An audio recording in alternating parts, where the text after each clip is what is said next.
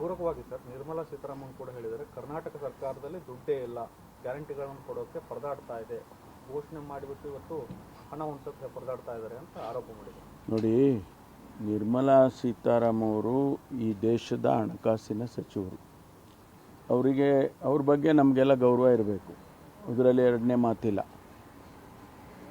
ರಾಜ್ಯದ ಹಣಕಾಸಿನ ಪರಿಸ್ಥಿತಿ ಬಗ್ಗೆ ಅವರು ಮಾತನಾಡೋದಕ್ಕೆ ಮೊದಲು ರಾಜ್ಯಕ್ಕೆ ನಾನೇನು ಕೊಟ್ಟಿದ್ದೇನೆ ಅನ್ನೋದನ್ನು ಅವರು ಹೇಳಬೇಕಾಗ್ತದೆ. ಅದರಲ್ಲೂ ವಿಶೇಷವಾಗಿ ಇಲ್ಲಿಂದ ರಾಜ್ಯಸಭಾ ಸದಸ್ಯರಾಗಿ ಹೋಗಿ ಕರ್ನಾಟಕದ ಹಿತವನ್ನು ಕಾಪಾಡೋದಕ್ಕೆ ಸಂಪೂರ್ಣವಾಗಿ ವಿಫಲ ಆಗಿದ್ದಾರೆ.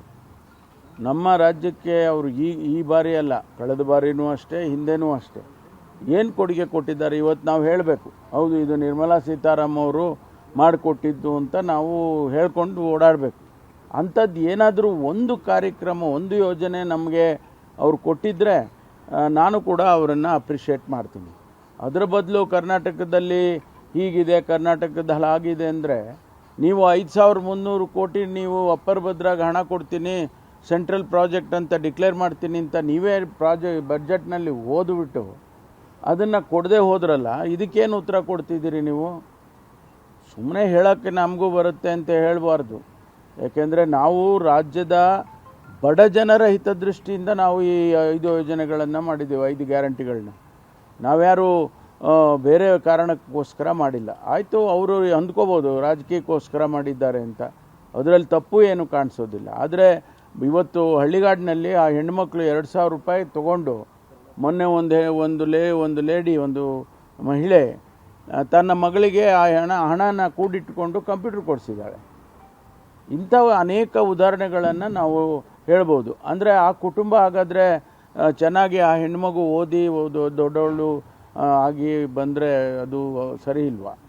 ಇಂಥದ್ದು ನಾವು ಉದ್ದೇಶ ಇಟ್ಕೊಂಡು ನಾವು ಮಾಡಿದ್ದೇವೆ. ಅದರಿಂದ ಹಣ ಇಲ್ಲ, ಕರ್ನಾಟಕ ಒಂದು ರೀತಿಯಲ್ಲಿ ದಿವಾಳಿಯಾಗಿದೆ ಅಂದರೆ ನೀವು ಮಾಡಿರೋದೇನು ಅಂತ ಪ್ರಶ್ನೆ ಮಾಡಬೇಕಾಗತ್ತೆ ಅವ್ರಿಗೆ.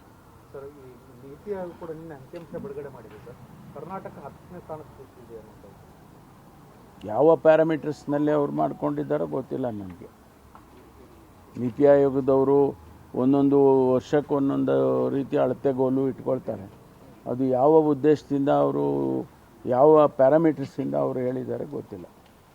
ಬಜೆಟ್ನಲ್ಲಿ ತಮಿಳುನಾಡಿಗೆ 58,000 ಕೋಟಿ ಅಲಾಟ್ ಆಗಿದೆ ಸರ್, ಆಂಧ್ರಕ್ಕೂ 57,000 ಕೋಟಿ ಕೊಟ್ಟಿದ್ದಾರೆ, ಕರ್ನಾಟಕಕ್ಕೆ 46,000 ಕೋಟಿ, ಅಂದರೆ ಕಳೆದ ಬಾರಿಗಿಂತಲೂ ಕೂಡ ಕಡಿಮೆ ಆಗಿದೆ ಈ ಬಾರಿ. ನಾನು ಹೇಳ್ತಾ ಇದ್ದೀನಲ್ಲ, ನಮಗೆ ನಾಚಿಕೆ ಆಗ್ತದೆ. ನಮ್ಮ ರಾಜ್ಯದಿಂದ ರಾಜ್ಯಸಭಾ ಹೋಗಿರೋರು ಹಣಕಾಸಿನ ಸಚಿವರಿದ್ದಾರೆ, ಅವರು ನಮಗೆ ಹಣ ಕೊಡ್ತಾರೆ ಅಂತ ಹೇಳ್ಕೊಳ್ಳೋದಕ್ಕೂ ಇಲ್ಲ. ನಮಗೆ ಕಡಿಮೆ ಮಾಡಿದ್ದಾರೆ ಅಂದರೆ ನಮಗೆ ನಾಚಿಕೆ ಆಗುತ್ತೆ. ಯಾವ ರೀತಿ ನಾವು ಅದನ್ನು ಸಮಜಾಯಿಸಿ ಅವ್ರು ಕೊಡಲಿ, ಹಣ ಕೊಡಲಿ, ಅವ್ರನ್ನ ನಾವು ಭಾರತೀಯ ಜನತಾ ಪಾರ್ಟಿ ಅಂತ ನೋಡದೆ, ಪಕ್ಷನೂ ನೋಡದೆ ನಾವು ಹೊಗಳ್ತೀವಿ ಅವ್ರನ್ನ.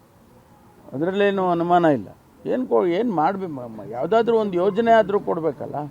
ಇರಿಗೇಷನ್ ಪ್ರಾಜೆಕ್ಟ್ ಕೊಡಬೇಕು, ಇಲ್ಲ ನಾವು ಡೆವಲಪ್ಮೆಂಟಲ್ ಗ್ರಾಂಟ್ಸ್ ಕೊಡಬೇಕು, ಇಲ್ಲ ಬೆಂಗಳೂರಿಗೆ ನಾನು 5,000 ಕೋಟಿ ಕೊಟ್ಟಿದ್ದೀನಿ ಅಂತಂದರೆ ಬೆಂಗಳೂರು ಏನು ಬರೀ ಒಬ್ಬರಿಗೆ ಆಗೋದಿಲ್ಲಲ್ಲ, ಇಡೀ ಇಂಡಿಯಾಕ್ಕೆ ಬೆಂಗಳೂರು.